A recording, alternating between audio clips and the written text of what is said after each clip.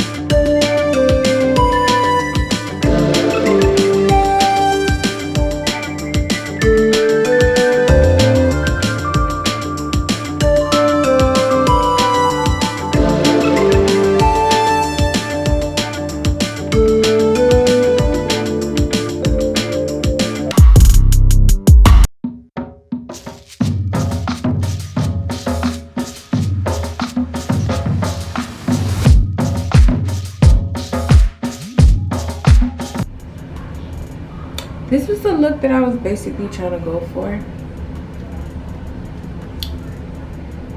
So cute, and it gives me very much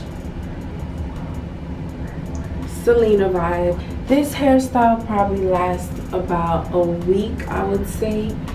And hey you guys, if you're not subscribed, please subscribe. If this video has informed you, please comment and tell me how was your experience trying this hairstyle, and if you got anything out of it like I promised.